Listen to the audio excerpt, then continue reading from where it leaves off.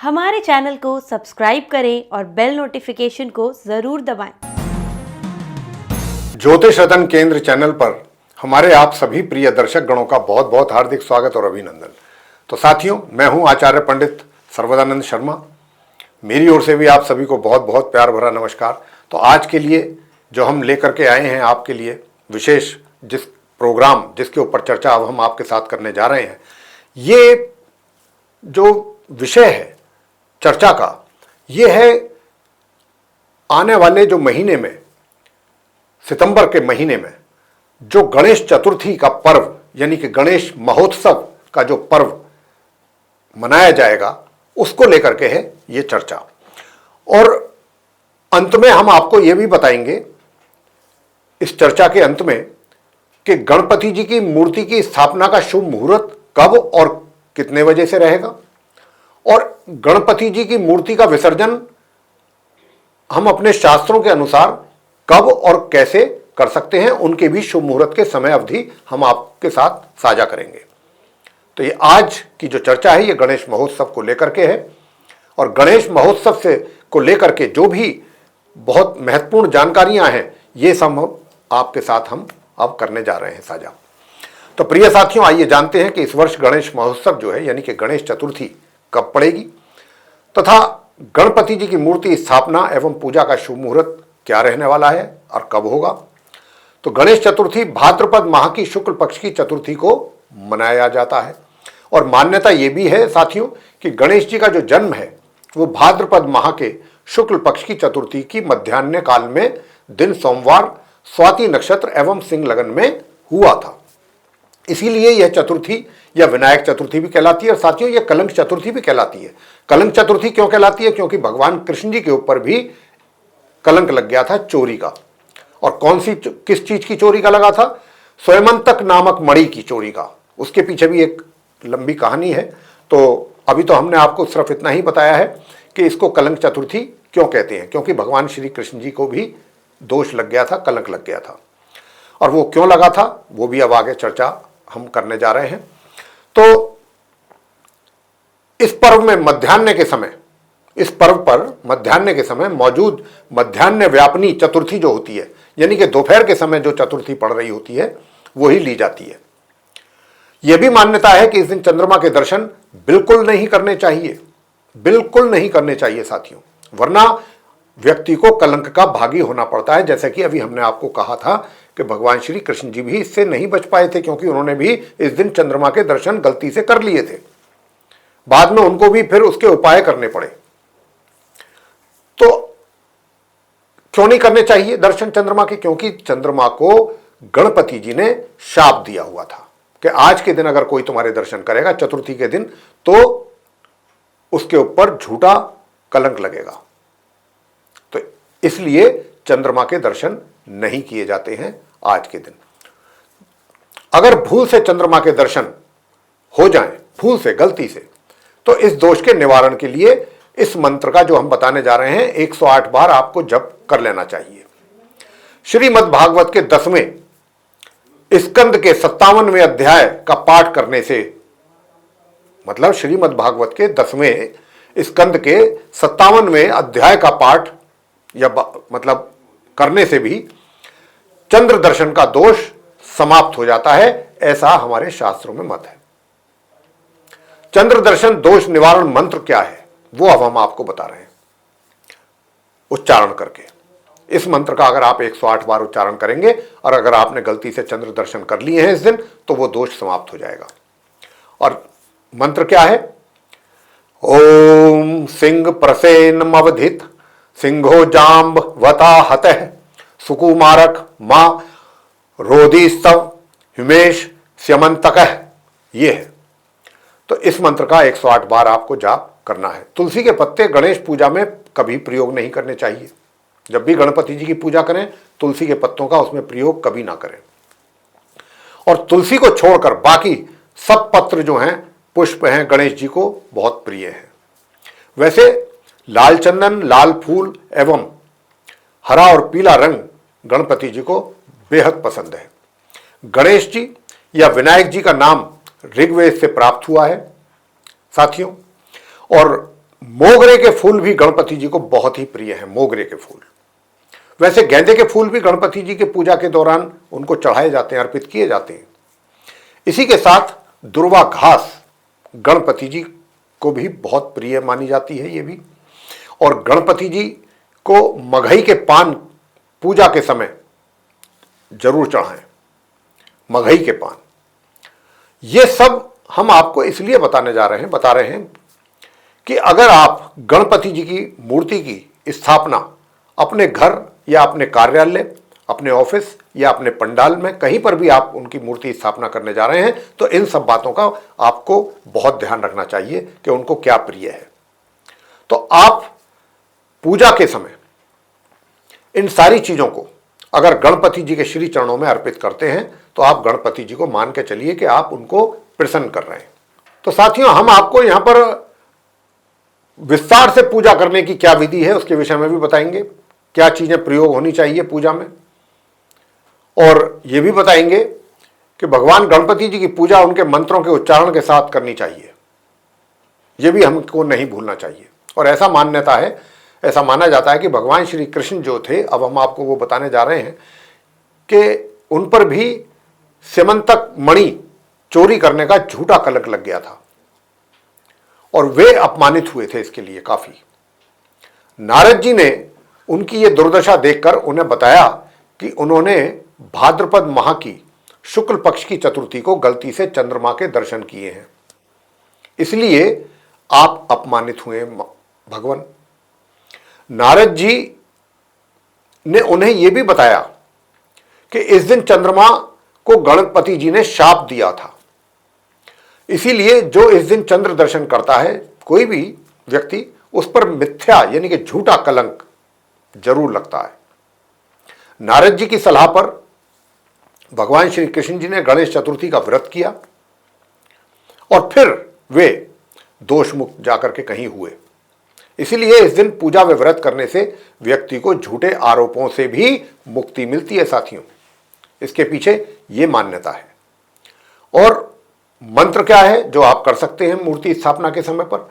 ओम वक्रतुंड महाकाय सूर्यकोटि समप्रभा निर्विघ्नं कुरु मे देव सर्व कार्येषु सर्वदा। ये हो गया मंत्र। पूजा की विधि क्या होती है? देखिए, संकल्प लिया जाता है पहले, सर्वकर्म सिद्धाय सिद्धि विनायक पूजान्मनहम करिष्ये, ऐसा बोल के, और धूप गंध चंदन पेस्ट और 21 मोतीचूर के लड्डू या मोदक ये लेने हैं, अक्षत लेने यानी कि चावल, फूल हल्दी कुमकुम, दुर्वा घास मगही के पान जैसा हमने बताया है अभी, और धूप दीप देसी घी का दीपक नैवेद्य। ये चीजें आपको पूजा की सामग्री के तौर पर पूजा के समय पर आपके को एकत्रित करनी है।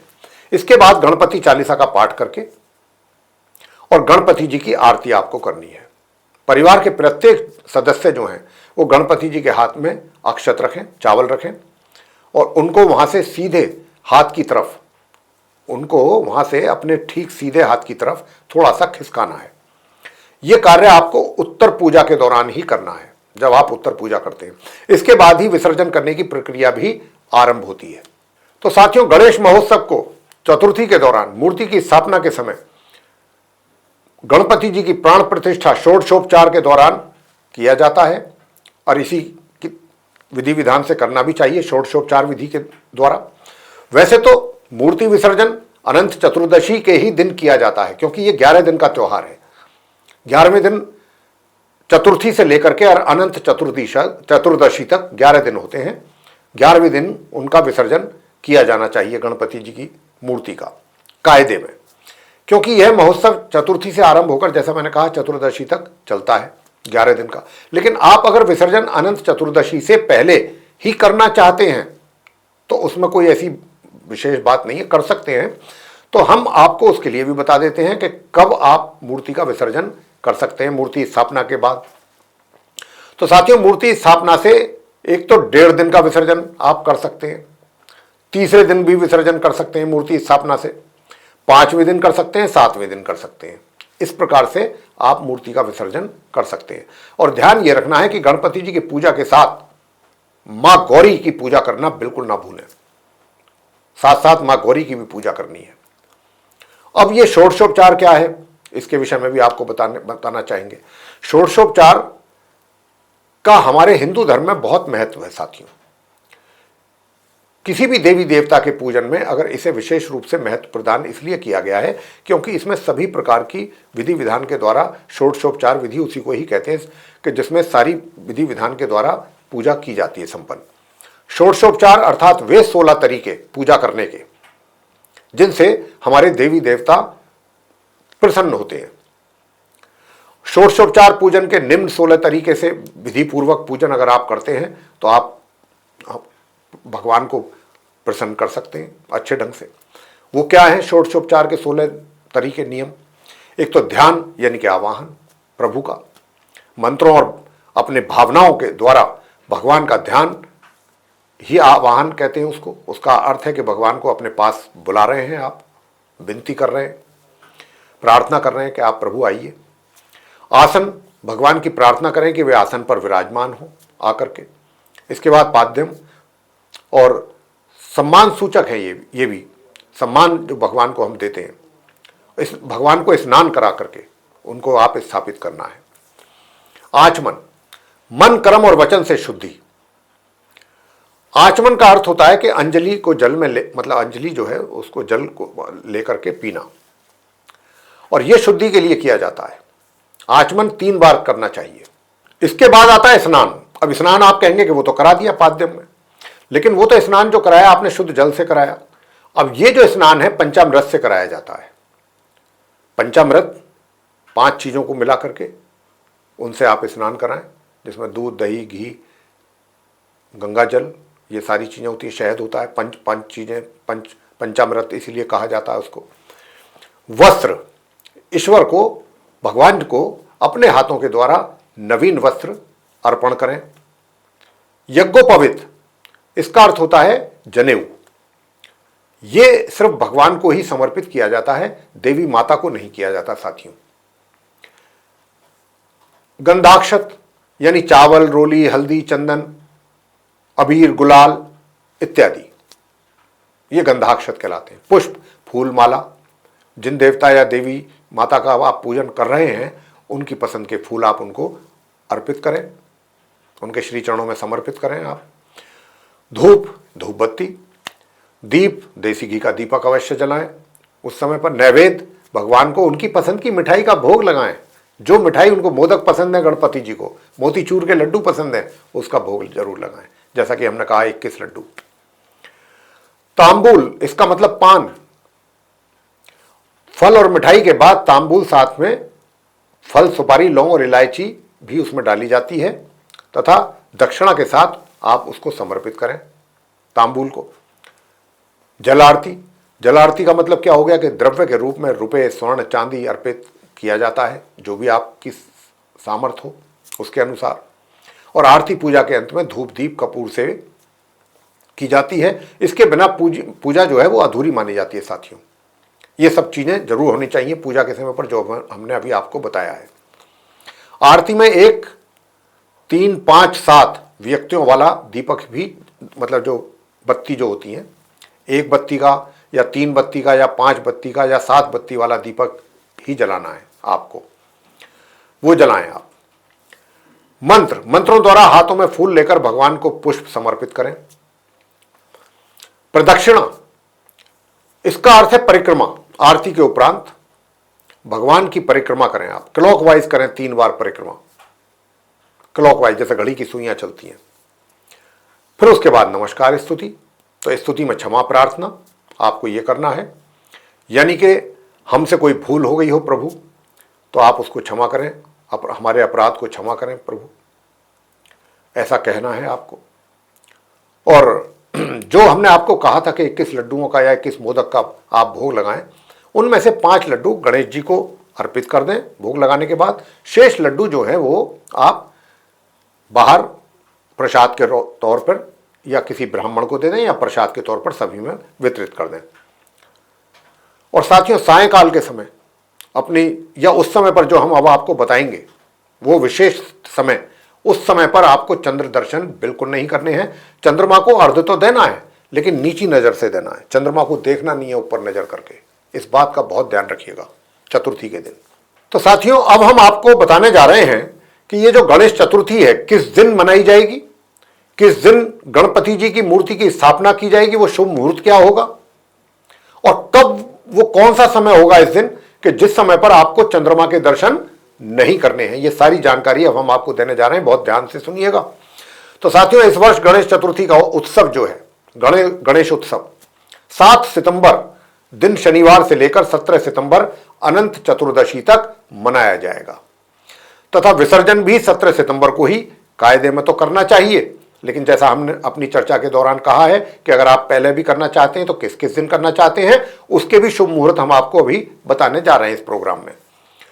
सबसे पहले तो हम आपको मूर्ति स्थापना का शुभ मुहूर्त बताएंगे और यह बताएंगे कि चतुर्थी तिथि जो है वो आरंभ कब से होगी। तो वो आरंभ होगी 6 सितंबर 2024 की शाम 3:02 से आरंभ होगी और 7 सितंबर की शाम 5:38 तक ये चतुर्थी रहने वाली है। गणेश पूजन एवं मूर्ति स्थापना के लिए वो कौन सा शुभ मुहूर्त है जिसमें आप मूर्ति की स्थापना गणपति जी की अपने घर में, कार्यालय में, ऑफिस में, फैक्ट्री में, जहां पर भी आप करना चाहते हैं, किसी पंडाल में, इस शुभ मुहूर्त में आप कर सकते हैं जो हम आपको बताने जा रहे हैं। तो उन गणेश जी की जो मूर्ति की जो स्थापना का शुभ मुहूर्त है वह प्रातः 11:03 से लेकर दोपहर के 1:33 तक ही आप करें। जैसा कि हमने कहा कि गणपति जी का जो जन्म था वो दोपहर मध्याह्न के समय हुआ है और चतुर्थी भी अगर मध्याह्न के समय हो तब उसी समय पर ही पूजन किया जाता है और उनकी मूर्ति स्थापना की जाती है। तो उसी के लिए ये शुभ मुहूर्त निकल करके आया है। प्रातः 11:03 से लेकर के दोपहर के 1:33 के बीच का समय है। इसमें आप गणपति जी की मूर्ति की स्थापना कर सकते हैं। कुल अवधि रहेगी इसकी 2 घंटा और 30 मिनट। वो समय क्या है जब आपको चंद्रमा के दर्शन नहीं करने हैं इस दिन, तो वो समय रहेगा साथियों शाम के 3:03 से लेकर के रात्रि के 8:15 तक। ये जो समय हम बता रहे हैं ये है 6 सितंबर 2024 को, यानी कि 6 सितंबर 2024 को शाम 3:03 से लेकर के रात्रि के 8:15 तक आपको चंद्रमा के दर्शन नहीं करने हैं। और इसके बाद 7 सितंबर 2024 को कब नहीं करने हैं चंद्रमा के दर्शन? प्रातः 9:30 से लेकर के रात्रि के 8:44 तक, पूरे दिन हो गया लगभग। प्रातः 9:30 से लेकर रात्रि के 8:44 तक, यानी कि सुबह के 9:30 बजे से लेकर रात के 9:45 बजे तक, अगर मोटा मोटी हम कहें 7 सितंबर को दर्शन आप ना करें चंद्रमा के। अन्यथा हमारे जो शास्त्रों में मत है कि ऐसे व्यक्ति को जो चंद्रमा के दर्शन करते हैं इस दिन, चतुर्थी के दिन, गणेश चतुर्थी के दिन, उनको फिर कलंक लगता है, झूठा दोष लगता है। ये भी आप जान लीजिए। तो ये सारी जानकारी अभी हमने आपको दी है। अब हम आपको वो जानकारी देने जा रहे हैं कि अगर आप 17 सितंबर अनंत चतुर्दशी से पहले आप गणपति जी की मूर्ति का विसर्जन करना चाहते हैं चतुर्थी के बाद, तो आप कब और किस मुहूर्त में करें।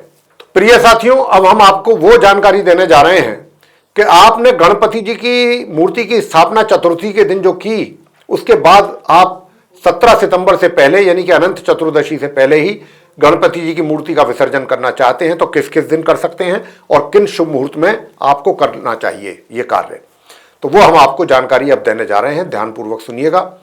गणेश चतुर्थी के दिन भी गणेश जी का मूर्ति का विसर्जन किया जा सकता है। गणेश विसर्जन जो है वो चतुर्थी तिथि के दिन ही पूजा करने के बाद किया जा सकता है। हालांकि चतुर्थी तिथि के दिन जो गणेश जी की मूर्ति का विसर्जन है वो थोड़ा सा कम लोकप्रिय है, लोग जरा थोड़ा सा कम विश्वास करते हैं। और अगर आप उस दिन नहीं करना चाहते हैं तो फिर क्या है, 1.5 दिन बाद आप कर सकते हैं, उसमें कोई प्रॉब्लम नहीं है, कोई समस्या नहीं है। तो 1.5 दिन बाद कब होगा गणेश जी की मूर्ति का विसर्जन? चतुर्थी के अगले दिन होगा, 1.5 दिन बाद किया जाएगा। 8 सितंबर को आप कर सकते हैं, दिन रविवार को। उस दिन चौघड़िया मुहूर्त जो रहेगा, शुभ चौघड़िया मुहूर्त, वो दोपहर के समय 1:52 से लेकर के शाम के 3:26 तक रहेगा 8 सितंबर को, जिसमें आप मूर्ति विसर्जन कर सकते हैं। और शाम को रहेगा ये 6:34 से लेके रात्रि के 10:53 तक, 8 सितंबर को। तो इन शुभ समय में आप गणपति जी की मूर्ति का विसर्जन कर सकते हैं। अब आते हैं कि भाई तीसरे दिन, 1.5 दिन के बाद तीसरे दिन किया जा सकता है। तो वो तीसरा दिन कब होगा? वो होगा 9 सितंबर को, दिन सोमवार होगा। उस दिन शुभ मुहूर्त क्या क्या रहेंगे विसर्जन के लिए? वो रहेगा प्रातः 6:03 से लेकर के प्रातः 7:37 तक। उसके बाद प्रातः 9:11 से लेकर प्रातः 10:44 तक, और फिर दोपहर 1:52 से लेकर शाम 7:59 तक। अब आते हैं कि 5वें दिन गणेश जी का विसर्जन, वो कौन सी तारीख होगी? 5वें दिन वो होगी 11 सितंबर, दिन होगा बुधवार। 11 सितंबर दिन बुधवार को 5वें दिन भी गणपति जी की मूर्ति का विसर्जन किया जा सकता है। उसके लिए चौगड़िया के शुभ मुहूर्त क्या हैं? प्रातः 10:44 से लेके दोपहर के 12:17 तक है। उसके बाद फिर शाम को 3:24 से लेके शाम के 6:31 तक रहेगा। और फिर तीसरा जो शुभ मुहूर्त रहेगा 11 सितंबर को बुधवार के दिन, वो शाम के 7:57 से लेकर के रात्रि के 12:18 तक रहने वाला है। अब आते हैं 7वें दिन, गणपति जी की मूर्ति का अगर आपको विसर्जन करना है 7वें दिन, तो 7वां दिन कौन सी तारीख में पड़ेगा? वो पड़ेगा साथियों 13 सितंबर, दिन होगा शुक्रवार। उस दिन जो चौगड़िया का शुभ मुहूर्त होगा वो प्रातः 6:05 से लेकर के प्रातः 10:44 तक रहेगा, और फिर दोपहर को 12:17 से लेकर के दोपहर के 1:50 तक रहेगा। उसके बाद शाम को 4:55 से लेकर शाम के 6:28 तक रहेगा। और अंतिम जो शुभ मुहूर्त रहेगा इस दिन 7वें दिन, वो रात्रि को 9:23 से लेकर रात्रि के 10:50 तक रहने वाला है। तो मेरे प्रिय साथियों, ये थी शुभ मुहूर्त की जानकारी कि आपको 1.5 दिन में कौन सी तारीख को और कितने बजे से कितने बजे के बीच में कर लेना चाहिए, शुभ मुहूर्त कब कब है, तीसरे दिन शुभ मुहूर्त कब कब है, उनकी समय अवधि, 5वें दिन के शुभ मुहूर्त की समय अवधि और 7वें दिन की। ये हमने सारी आपको विसर्जन की तारीखें बताई हैं। तो आप इन तारीखों में विसर्जन कर सकते हैं। तो साथियों, ये जो हमने आपको जानकारी दी, ये उन शुभ मुहूर्त के विषय में जानकारी दी कि अगर आपको अनंत चतुर्दशी से पहले ही गणपति जी की मूर्ति का विसर्जन आप करना चाहते हैं, लेकिन अगर आप पूरे 11 दिन का महोत्सव मनाना चाहते हैं, करना चाहते हैं गणपति जी का, और आप 17 सितंबर 2024 जिस दिन अनंत चतुर्दशी होगी, जिस दिन एक्चुअल में किया जाना चाहिए कायदे में, उस दिन अगर आपको करना है तो उस दिन के शुभ मुहूर्त क्या हैं वो हम अब आपको बताने जा रहे हैं। अनंत चतुर्दशी पर 17 सितंबर 2024 दिन मंगलवार को कौन से वो शुभ मुहूर्त होंगे कि जिसमें आप गणपति जी की मूर्ति का विसर्जन कर सकते हैं। तो आपको प्रातः 9:11 से लेकर के दोपहर के 1:47 तक ये शुभ मुहूर्त का समय है। फिर ये शाम को 3:19 से लेकर के शाम को 4:51 तक है। और इसके बाद फिर दोबारा तीसरा जो शुभ मुहूर्त होगा शाम के समय, वो 7:51 से लेकर रात्रि के 9:19 तक रहेगा। और अंतिम जो शुभ मुहूर्त होगा इस दिन अनंत चतुर्दशी के दिन 17 सितंबर दिन मंगलवार को, वो रात्रि को 10:47 से लेकर रात्रि के 3:12 तक रहेगा। तो ये है वो शुभ मुहूर्तों की समय अवधि। 1.5 दिन से लेके और 11 दिन तक आपको हमने जिस जिस दिन भी शुभ मुहूर्त निकल रहे हैं और जिस दिन होना चाहिए गणपति जी की मूर्ति का विसर्जन, हमने वो सारी जानकारी शुभ मुहूर्त की समय अवधि के साथ आपको दी है। आशा करते हैं हम कि आपको ये जानकारी जो कि गणेश महोत्सव से संबंधित हमने आपके साथ साझा की है, आपको पसंद आएगी। ये वीडियो आपको पसंद आएगा, ऐसा हम आशा करते हैं। और अगर आपको वीडियो पसंद आया साथियों, तो आप इसको लाइक जरूर करें और चैनल को भी सब्सक्राइब करना ना भूलें। अधिक से अधिक मात्रा में वीडियो शेयर करेंगे तो दूसरे लोग भी इस जानकारी का अच्छा लाभ ले सकेंगे। और यदि आप चाहते हैं कि आने वाले दिनों में जो भी वीडियोस हमारे एस्ट्रोलॉजी से रिलेटेड बनते हैं, वो सभी वीडियोस समय रहते आप तक पहुंच सकें और आप उन सभी वीडियोस का भी लाभ ले सकें, तो फिर आप बेल आइकन जरूर दबाएं। तो साथियों, इसी के साथ अब हम अपने इस कार्यक्रम का समापन करेंगे और अपनी वाणी को भी देंगे विराम और अपने आप सभी प्रिय दर्शक गणों से लेंगे इजाजत। तो आप सभी का सहृदय बहुत बहुत धन्यवाद। जय माता दी।